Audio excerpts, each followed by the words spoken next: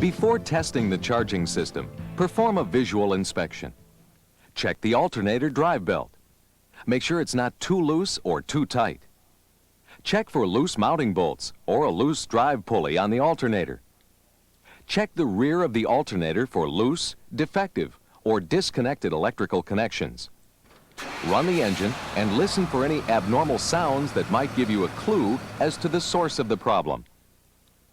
The alternator current output test consists of loading the system and measuring the amperage output of the alternator. If current output is below specifications, a problem exists in the alternator or the regulator or the related wiring. To begin the test, connect the load leads to the battery.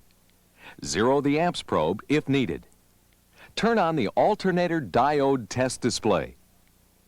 Clamp the amps probe around the alternator output wire at least 6 inches away from the alternator, on the alternator output wire that goes directly to the battery, or on the alternator output wire between the alternator and where a feed wire splices off to operate an accessory.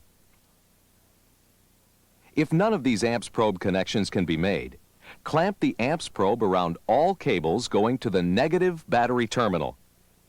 When using this amps probe connection, turn the ignition switch on. Note the current draw and add the current draw to the charging output reading when comparing to manufacturer's specifications. If more than 15 seconds test time is required, adjust the timer display to the desired time with the timer arrow keys.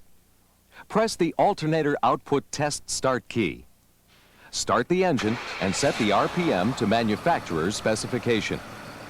The MT1590 automatically adjusts the load on the charging system to maintain about 12.4 volts at the battery, 6.2 volts on 6-volt systems. If required, the load can be increased or decreased with the load set knob.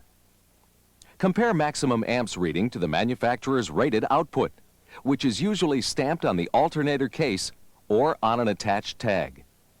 During the alternator test, the amperage and voltage values are displayed live. When the timer ends, the amperage value displayed is the highest value measured during the test. To diagnose a low alternator output reading, full field the alternator. Some alternators can be full fielded, while others cannot. Refer to the vehicle manufacturer's service manual if in doubt.